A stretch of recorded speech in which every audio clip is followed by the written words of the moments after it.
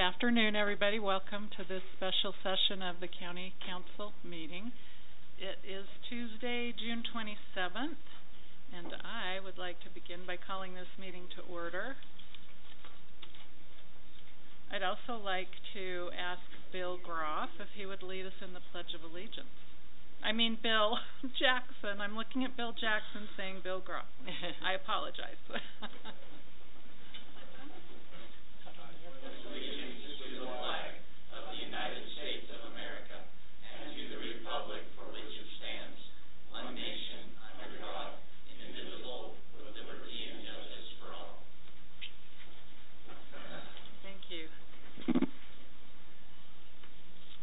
So, agenda item A is to interview eligible candidates, followed by official appointments of one of the candidates to fill vacant Grand County Council District 1 seat, with the term ending December 31st, 2018. Before we do that, before we begin the interviews, I'd like to thank Chris in this public meeting yet again. He brought a broad perspective to the council. He was a very hard worker, put many, many long hours into the process, and I appreciate him. Having said that, I would invite, well, I'll tell you first of all how this will go. We will have the three candidates. I might mention that one of the candidates has withdrawn her name from consideration. Sarah Sidwell anticipates moving out of that district in the near future, and as such withdrew her name from consideration. She would no longer qualify for that space. So we have the three candidates left: Trevor Knutson, Pat Trim, and Bill Groff. I will have them come and take a seat at the table up front. You will be asked three questions.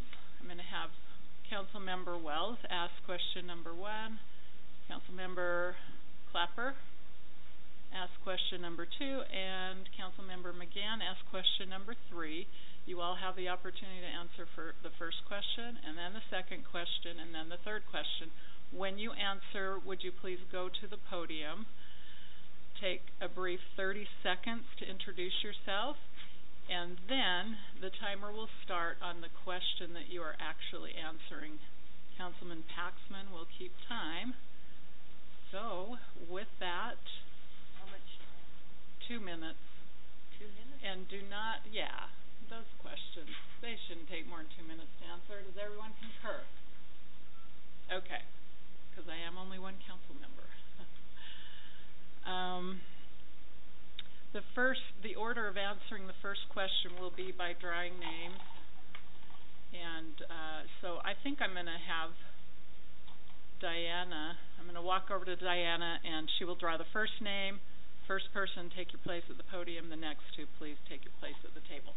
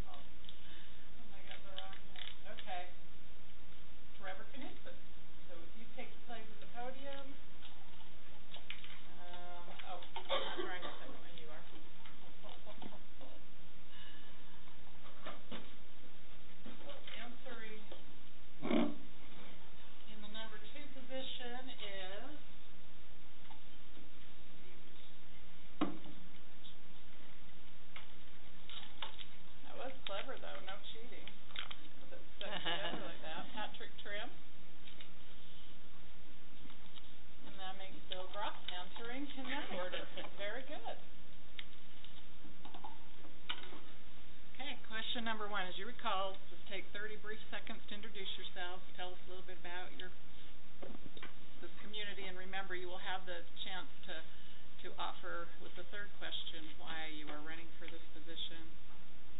Second question, what your qualifications are, I believe. So anyway, and go. Well, my name is Trevor Knutson. I was born and raised right here in Moab, Utah. Attended all grades of school here, graduated from Grand County High School.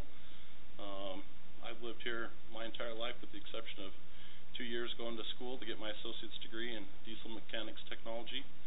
I currently use that degree to work for the Grand County School District as the bus mechanic. My family has been here for a long time. My ancestors were some of the first pioneers in Moab. My kids are actually 7th generation in my family to live in Moab. So I know a lot about the history, seen it all, even in my lifetime, boom and bust. So that's a little bit about me. Okay. First question. Mr. Knutson, what size of time commitment would you be able to make to the Grand County Council if appointed? So I do have a full 40-hour-a-week job. Outside of those hours, I'm willing to commit whatever time it takes to do the best job I can. In this example, I had to take off early from work to be here for this meeting. My job certainly allows the flexibility for that, and in special circumstances, I can do that, and willing to do whatever it takes to be committed to do a good job here. And what knowledge, experience? Wait. Oh, sorry. We're going to have them all answer the first question gotcha. first, and then, so you may sit down. Thank you, Trevor. Thank you. And I was Pat? eager to hear. Hey, good afternoon. My name is Pat Trim. I'm relatively new to Moab. I've been here for about 2.5 years. What brought me down here is my kids all moved here. So I've been around the country working in materials management, large hospitals. So a position came open here at Moab Regional. So I applied, luckily got it, and kind of brought us all together as a family. So we're here for the duration. Love Moab, came from small towns. I've been married for 39 years. I have 2 kids, Aaron and Patrick, and a bunch of grandkids as well. So that was really the driving force for me to come here. So I think that's it for this question. Okay. So, Mr. Trim, I'll ask you the same question that I asked the previous candidate. What size of time commitment would you be able to make to the Grand County Council if appointed? Well, I've had a lot of high-level positions in my time and used to working 14 hours a day. And I also have the support from my boss at Moab Regional Hospital. She thinks it's a great thing to do to get involved in civic matters, so I know that she would be very supportive in me taking time out to, do some things for the council as well as, keeping everything going at the hospital as well. So now that I have that support, and no kids at home, I think I'm relatively in a good position to put a lot of time in. Thank you. Mr. Groff.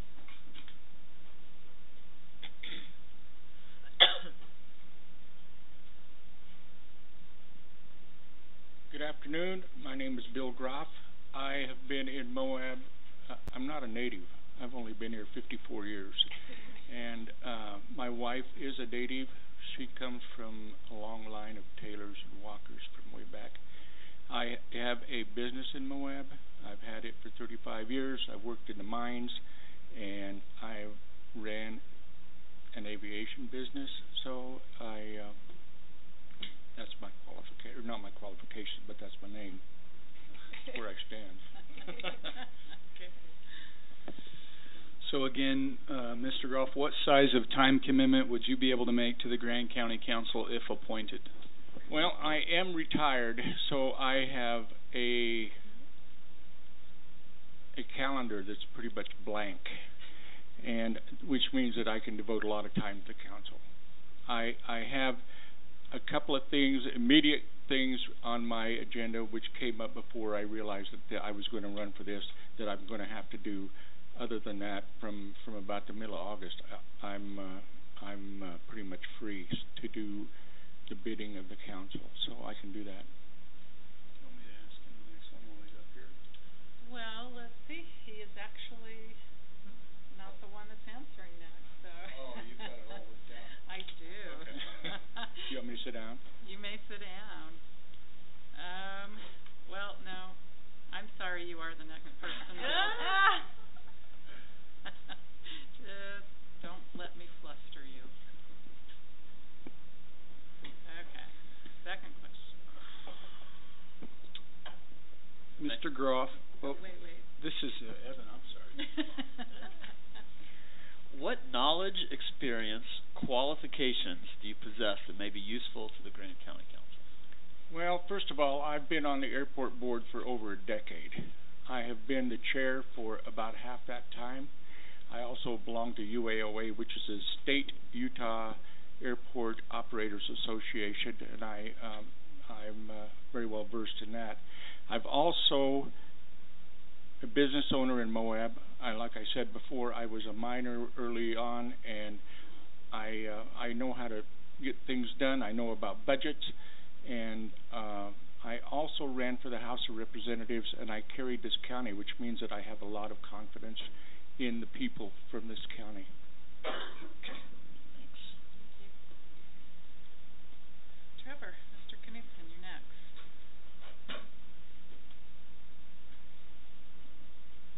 So it'll be the same question. What knowledge, experience, qualifications do you possess that may be useful to the Grant County Council?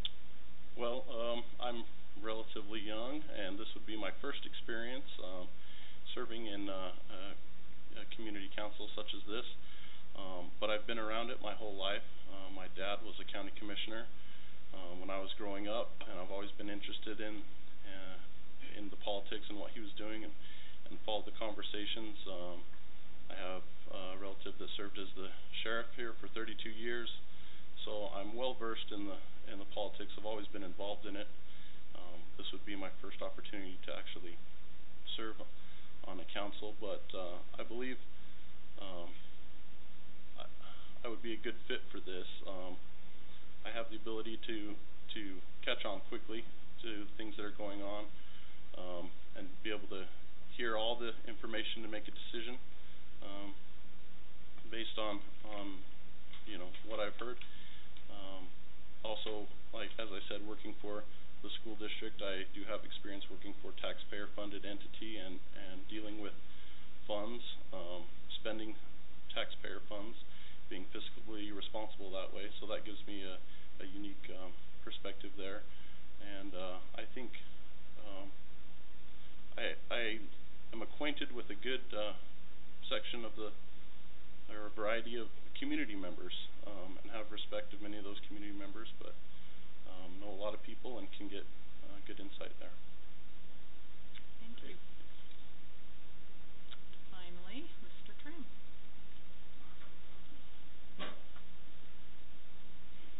And it will be the same for you. What knowledge, experience, or qualifications do you possess that may be useful to the Grant County Council? Well, I've been in business for the last 40 years, and the business I've been in is financial. So I'm very versed in budgeting as well as contract negotiation. So everywhere I've went around in materials management, I've been a change agent, which means I go in, look for ways to look for productivity, look for ways to streamline. I've always been taught that it's my money, so I have to really, watch it very carefully. I've had to report to boards in the past, still do. I have to justify all my expenses. And some of the organizations I've worked at, very large healthcare systems up in Wisconsin, I took a clinical engineering department. They go in and fix all the medical equipment. Actually brought it in-house. It was cheaper for me to bring employees in-house and not pay service contracts. So I was able to take with that methodology, I was able to take a budget of $27 million and knock it down to about $11 million in a span of 2 years. So I have a really good sense of if I'm being told the truth or if I'm not being told the truth by suppliers, just with the experience that I have. I've saved Moab Regional Hospital upwards of $1 million in the last 18 months. And that's just going through and looking at products, looking at waste, and it didn't decrease the quality of healthcare. It's the same products, but if nobody's really watching, the hen house, so to speak, your costs keep rising through no fault of anybody. So coming in and being able to make those changes and being able to drop budgets is one of my expertise. So. Thank you. Thanks. You there? Okay. You are first on the third question. Why do you want to serve on the Grand County Council? Well, I mentioned before I'm working 14 hours a day. Here I don't really have to. You know, I'm working a good 8 to 9 hours a day. I really want to get into civic responsibilities, you know, do my civic responsibility. The reason I want to do that is because I want to give back. I haven't been able to do that in the past, and now that I have more time, I want to take what I've learned around the country and really kind of apply it to, you know, I've seen, you know, organizations or counties that have really been successful, and maybe really try to apply that to, you know, Grand County in some way, right, to make it better, stronger, you know, and do, you know, serve the people of Grand County and Moab. So. Thank you. And Mr. Groff, you will be number 2 on this question.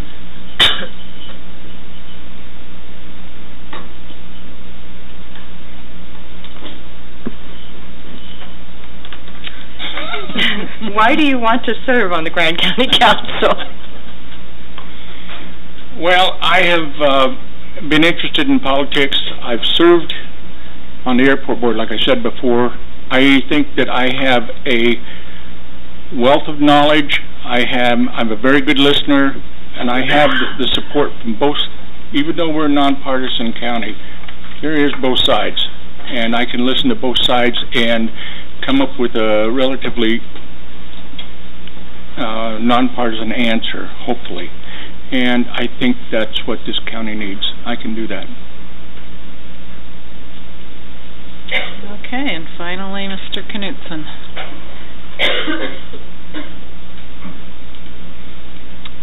Why do you want to serve on the Grand County Council?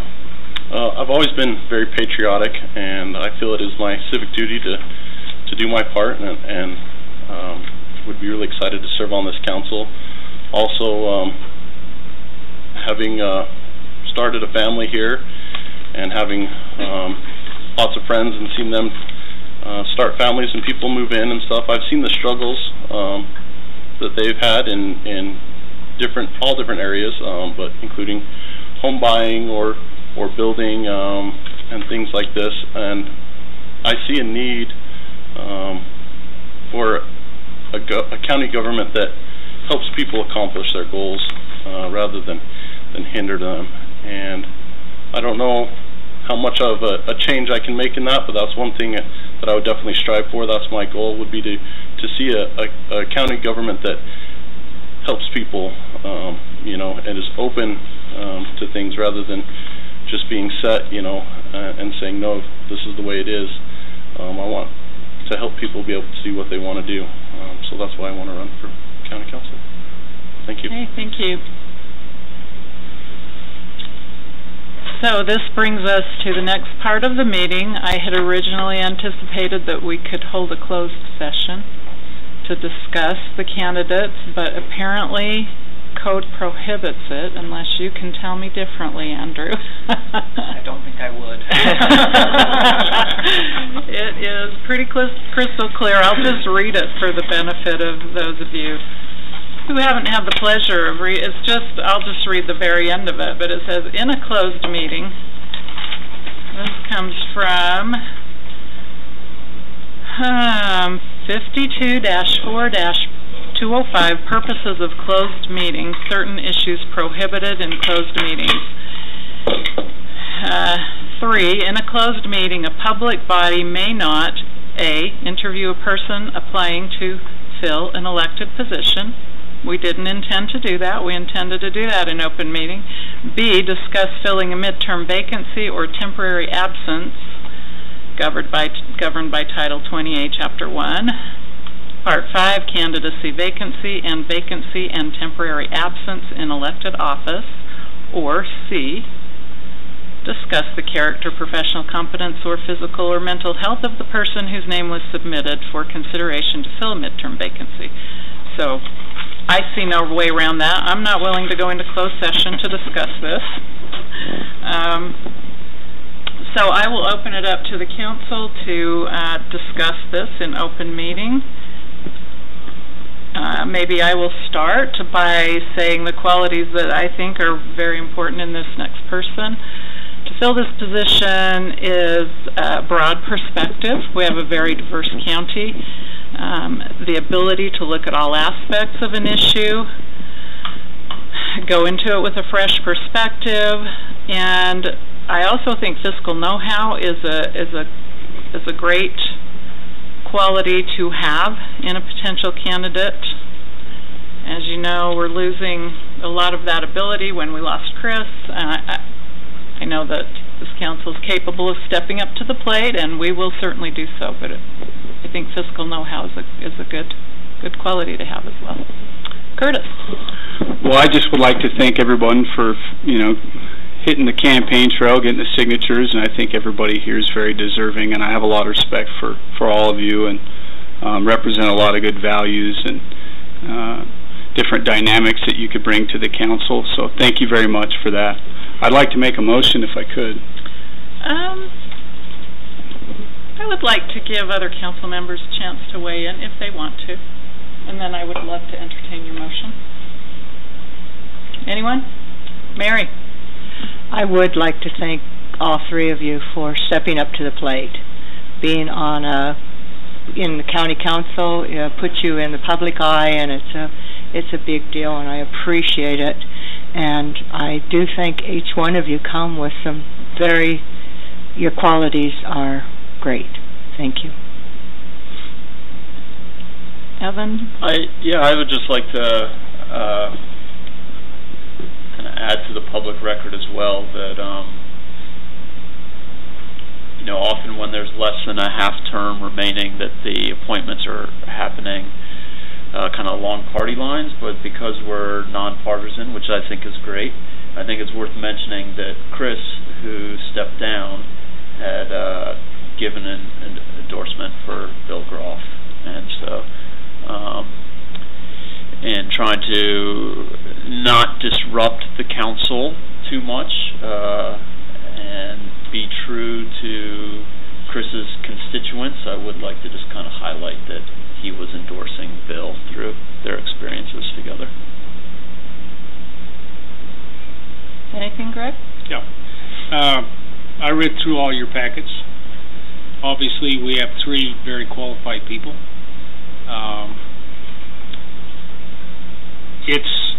It's important that citizens want to step up to the plate and serve. You can look around at a lot of different communities, and in most of them, there's only a handful of people that make things work. Most of the people don't get involved. They don't want to get involved. They don't want to They don't want to take the responsibility to make the tough choices. But without a few people stepping up to the plate to do those things, nothing works. I've been involved with some situations where some special service district administrative people have failed in their obligations, and it's requiring that the county step in and resume those administrative functions simply because they aren't doing them. So, I just like to compliment you again that it's important and that people are willing to step up to the plate and say, "Here I am.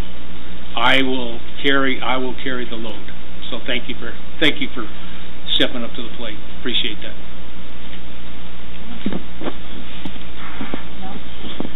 Well, I think it's very important that you guys stepped up. I think it's great. I appreciate you guys coming in and taking time off of your busy day and coming in.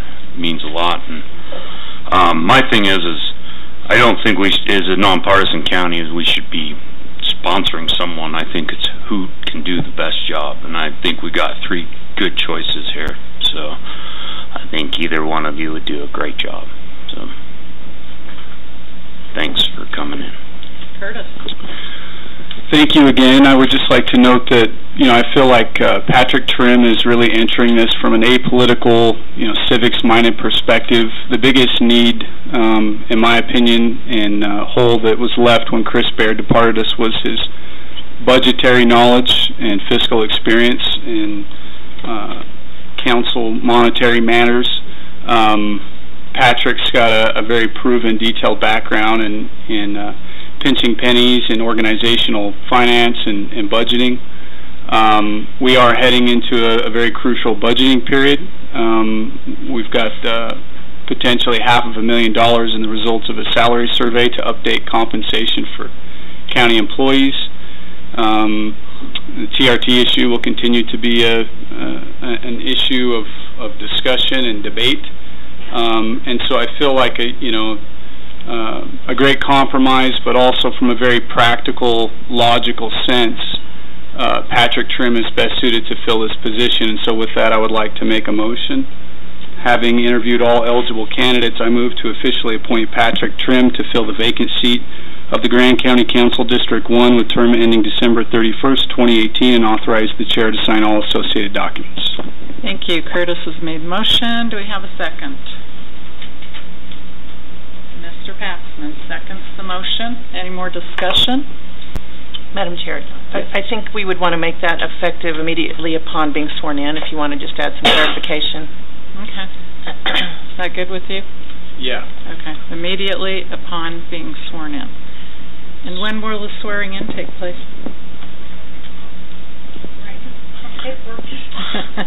Okay. So one more thing I would like to add for discussion pieces that we feel like, I think unanimously, that the time commitment element of this is really important. And the other thing I would like to note with Mr. Trim is while he's busy at the hospital, the CEO has given him her blessing to take the time needed for the next year and a half to really contribute in a large capacity. Patrick's background is a very results-oriented person, so I also have a lot of confidence in him to do the job right and make sure that the county is getting a lot of good work out of him. So no further discussion for me. Anyone? I had a procedural question. If it's an open meeting, is there an opportunity for citizen input and questions? I'm going to say no. Okay. Thanks. Okay.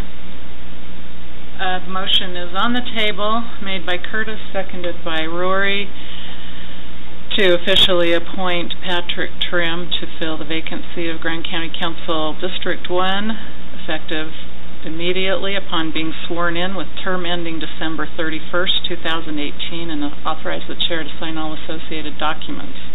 All in favor? All, okay. Where are we now? This is in favor? We have 4 in favor, all opposed. 1 opposed, and 2 opposed. Motion carries 4-2. Thank you very much. Thank you. Can you say who was in favor, please? Oh, yes.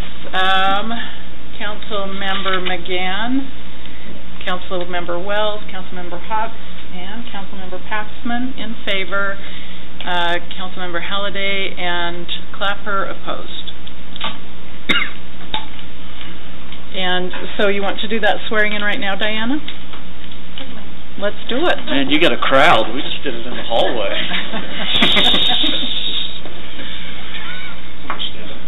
By the Christmas tree too. We should bring in the Christmas tree. I didn't know either.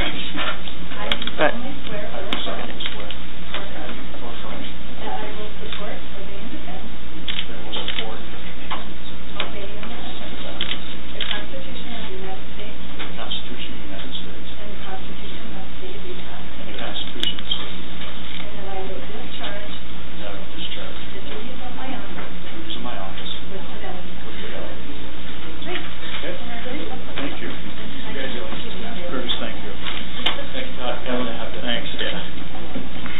congratulations, Mr. Trim.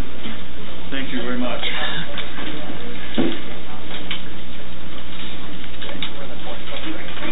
Okay. Thank you. I was hesitating. I was very hesitant. I would like to reiterate my thanks to all of your willingness to come forth with great applications and let the campaigning begin in the spring.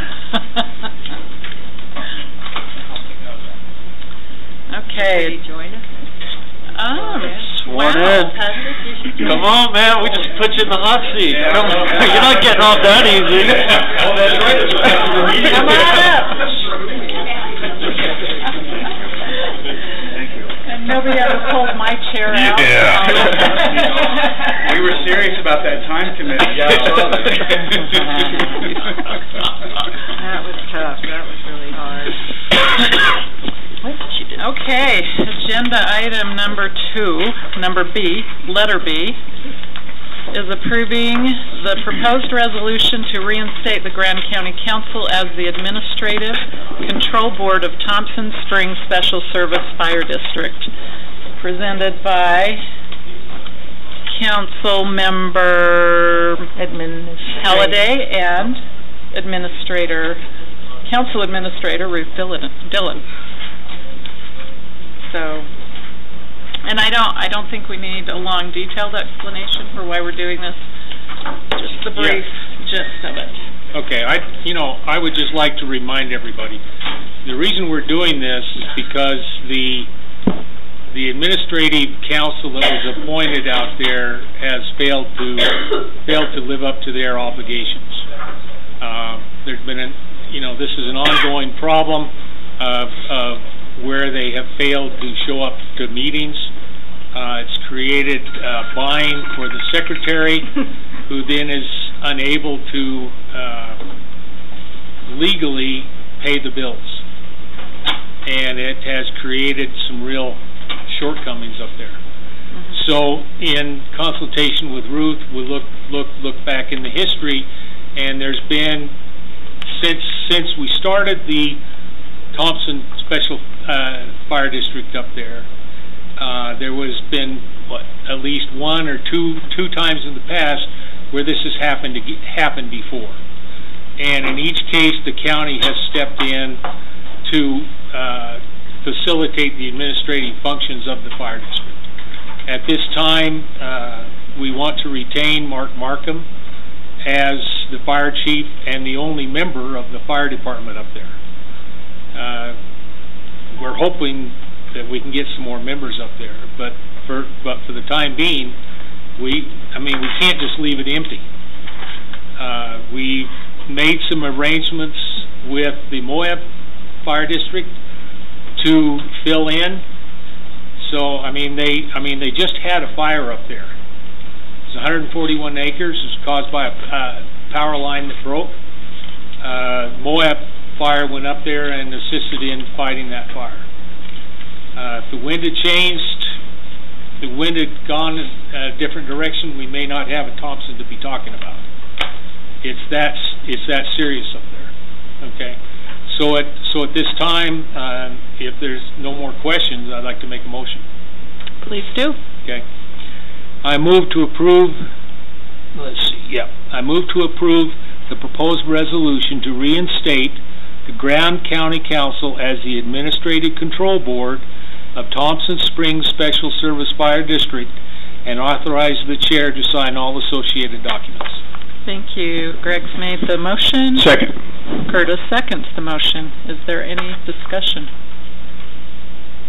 I'd just like to add to that. Okay. We're going to have the Thompson Fire Chief, Mark Markham, make a monthly presentation to County Council now that you would be the board, be resuming those responsibilities. The other thing that the resolution does is before it has you all take back the authorities of the board, it revokes the authorities that were delegated originally to the district. So the district still exists, the boundaries still exist. The only difference is we're shifting the board authorities from that non-functioning 3-person board to this highly functioning 7-person county council. All right. Thank you. So with that, does it add any responsibilities to the Moab Valley? No, this doesn't. No. Any responsibilities they're taking on, they're just doing on their own.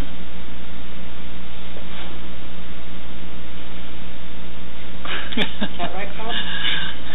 Yes, there's a statewide MOU throughout fire departments to assist other fire departments. So we assist them that way.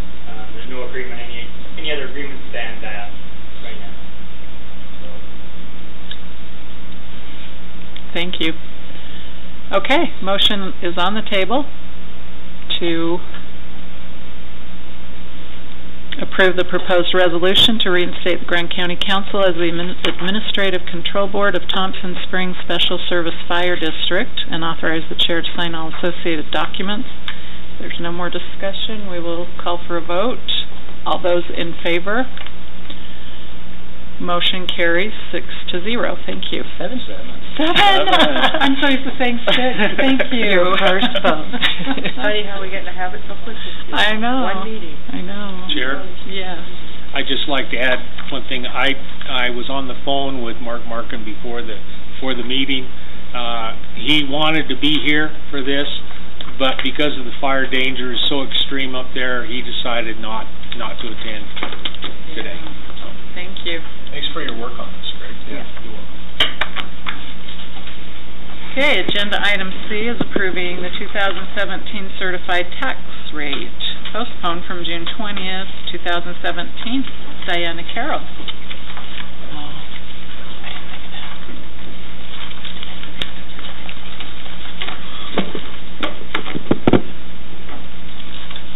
I tried to make a little diagram for you to follow to make it a little easier to understand the process that we go through. The rate processing begins with the budget. We love shapes and colors. Thank you. Well, it is a complicated process, I must admit. But entities estimate how much their property tax revenue they'll need for the coming year. So this is based on what we will collect in 2017. So this November, we have budgeted to collect $2,588,288, and we get that by having the current taxable value, the current total value of real, personal, and centrally assessed property. That's in the purple right-hand or left-hand column. And we have a negative BOE adjustment this year, so that will take down our what's BOE? I'm sorry. Board of Equalization. Okay, thank you. Explain that. And that's on a 5-year average that we and the collection rate is also in the equation. Chris is very good at collecting taxes. We're at 94% collection rate. That's probably one of the highest in the state. I think 80 to 90% is probably average. Wow.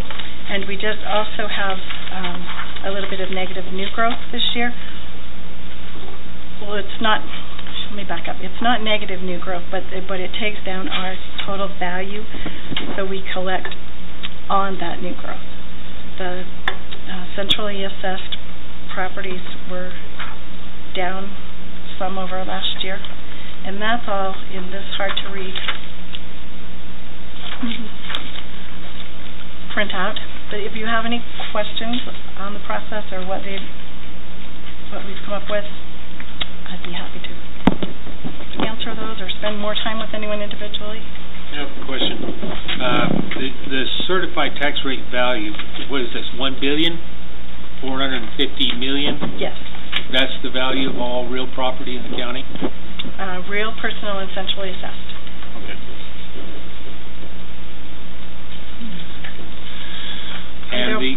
And the adjusted new growth, that's the increase for this year? Yes. From last year? Mm-hmm. Okay.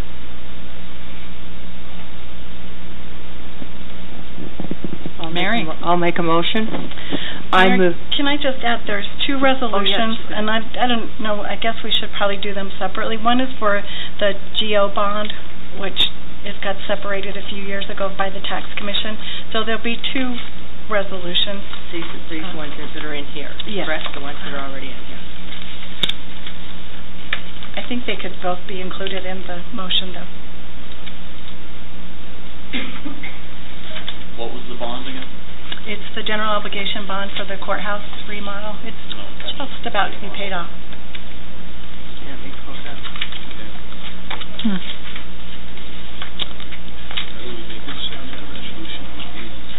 Should we make a second motion for the resolution? I think they could be included. Okay. Included in the one? Okay, where are my whereases?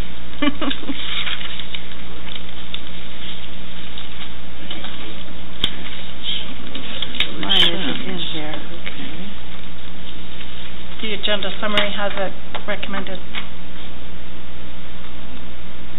So I would also approve the resolution adopting the final 2017 Grand County Certified Tax Rate as presented, and where are the and authorize the chair to sign all associated documents. Does that? I think so. Okay. Okay, Mary's made the motion. Second. Curtis seconds the motion. Any more discussion, questions? If not, we'll call for a vote. All those in favor? Motion carries 7-0. Thank you. And I'd be happy to spend one-on-one time if anyone is not clear. Thank you. Thank you for that offer. I may take you up on it because repetition is always good for me. Okay, so our final item is a discussion item only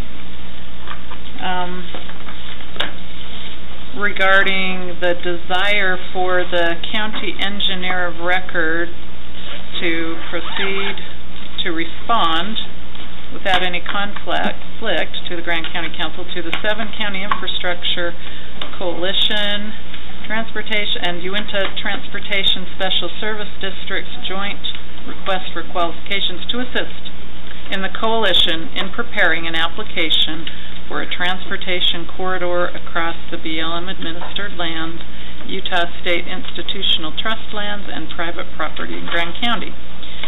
We all know that this is a topic that can elicit lively discussion and vigorous defense in favor of or opposed to the project. And as such, I had anticipated not taking any public comment because that's not really what we're here to do. We're not here to debate whether or not the road should go in. We're here to give Mr. Dillman some feedback on his desire to respond to this RFQ. But since I only have 2 cards, I will allow public comment today after Mr. Dillman presents his case. Just a couple of background. Horrocks Engineers has been serving as the county engineer of record for over 25 years and value our relationship highly. I've been personally working in the county, providing engineering support for over 10 years for the county. And, this project coming up has been long and ongoing, and it's an opportunity, potential opportunity for our company for a significant amount of work that, it's hard for us just to ignore it. And we want to be fully transparent with the council, and there's a lot of political ramifications and opinions on this road, on that project. We just want to be fully transparent that if we are to pursue it, that we are not in conflict with the desires of the council in any way, and as our responsibilities as the county engineer of record. Okay. Sorry, I need a little clarification on that. So you would be pursuing it as a separate client from the county, or on behalf? The 7-County Coalition, and UNS Transportation Special Service District are sponsoring the project. So it would be a contract with them. This RFP is to provide the initial environmental assessment, fill out the federal acquisition right away. Phase 1 and Phase 2 would be to write the EIS-EA document for that corridor. Curtis? So I personally feel that, if you're not, they're going to find someone to fulfill this professional service. And so,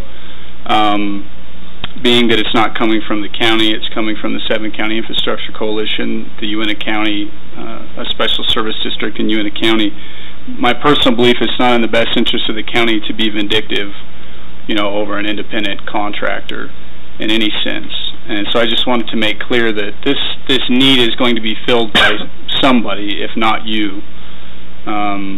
So in my own opinion, it wouldn't be wise to withhold them because of political reasons to not be able to get some work for their business. Thank you, Mary. Yeah, this project has a lot of support among members of the state, Senate, county, the coalition. They are going to select a firm to do this work. Just clarification, who's the 7th county now? Sevier County has just joined in. Okay. Within the last month and a half, 2 months ago. Anyone else want to weigh in? Are we going to hear from the citizens too? Yes. Okay. We will. So with that, let's take citizens' comment. I have Tori Hill, and then we'll hear from Dave Early. 3 minutes, please. Thank you. I've spoken to you, or the council, on this issue quite a few times. This is an ongoing thing that rears its head every once in a while. I think the biggest issue with the citizens of Grand County is the cost that it would take to maintain this road. The last estimate on the maintenance of this road, not the building of the road, but just the maintenance, brought it to about $600 per person in Grant County per year. That's man, woman, and child. So I just like to remind the council, and granted I didn't understand quite the agenda item because it was written in such a way, so I appreciate the fact that you're just looking to do the EIS, and I have no problem with that, but I would like the council to maybe put it in the state's ear that if they're really going to want to push this road, it should be a state road. This road is definitely not in Grand County's financial availability for maintenance, now or in the foreseeable future. If the oil and gas industry really wants to build this road, show us the money. Build the road. Put it inside a budget to take care of your road, because they're the ones that's making the money, not us. Thank you. Appreciate all your hard work. Thank you.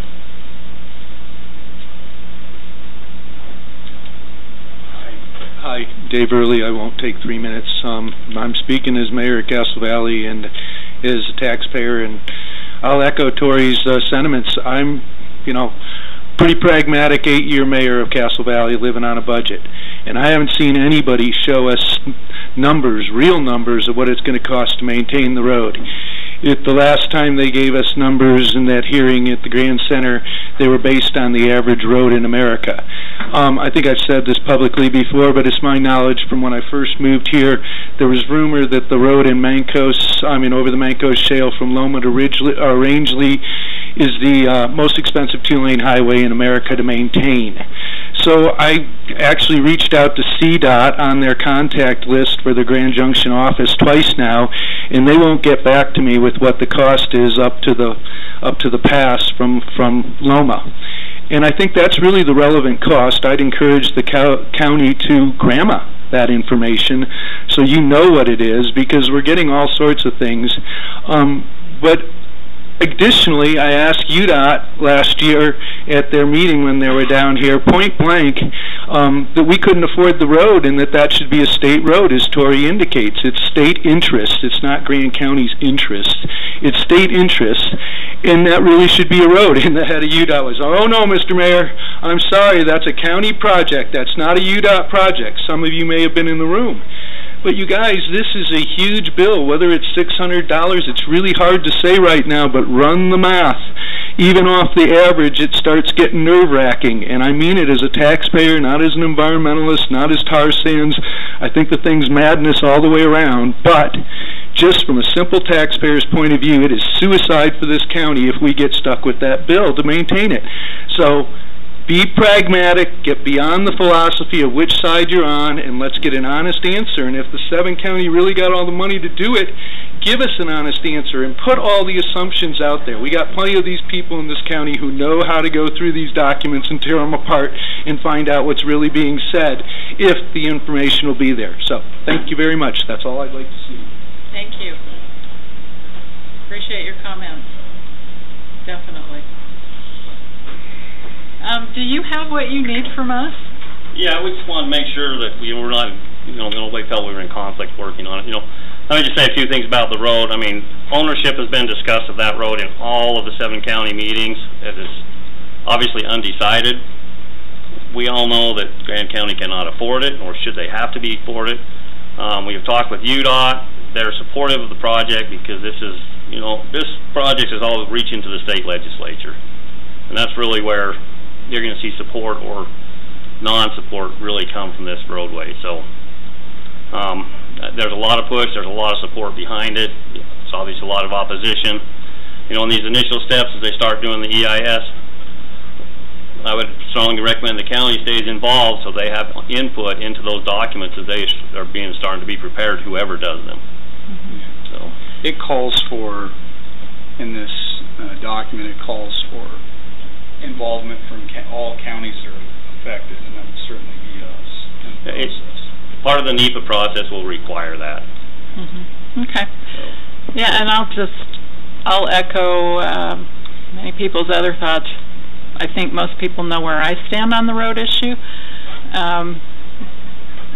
but I do respect the work that Dave Dillman and his associates have given in Grand County, and I would trust that you would give a fair assessment if you were selected as the That's all we can do is prepare the document, and you know, our job is to provide engineering support, not to make political decisions. Right.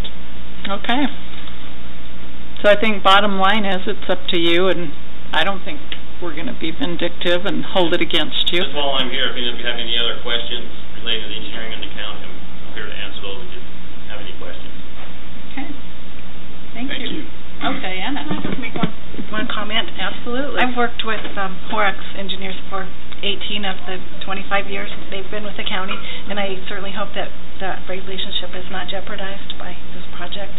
They're great to work with. They've saved us money. They've helped us out. Great company. Thank you, Diane. Anyone else?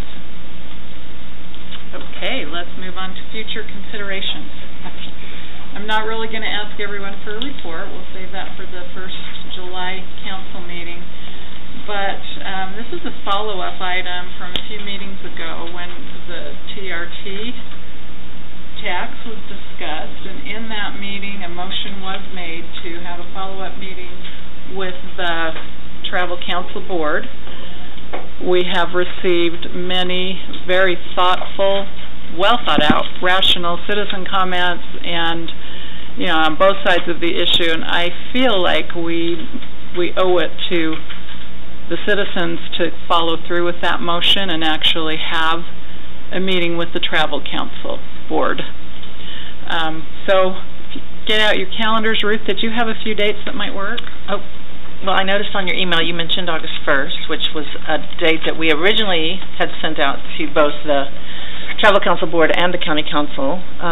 The Travel Council does not meet in July. Their next meeting is, as a board, is July 8th, just FYI.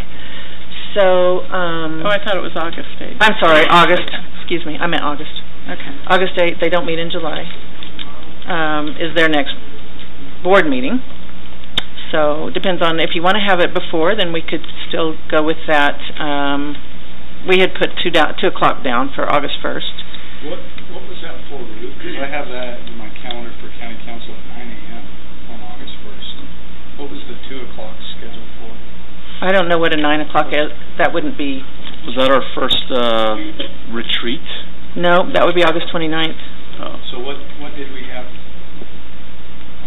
For August... I'm sorry, that's just a regular meeting for the 1st? Mm-hmm. August 1st, well, I know the Accident Review Committee...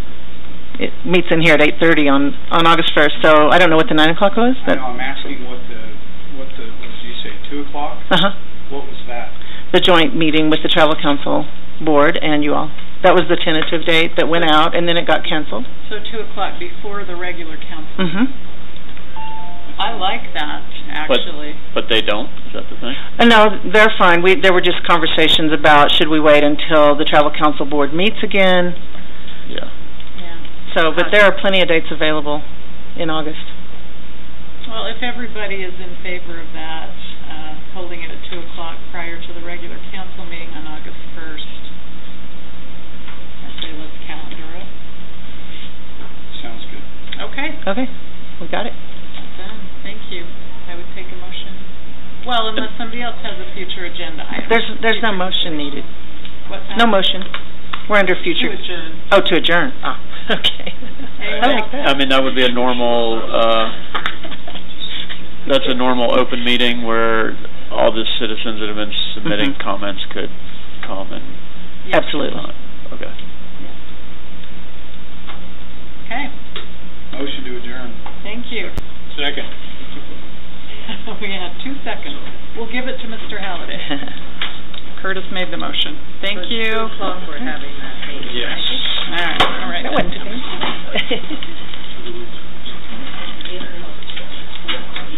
Yep.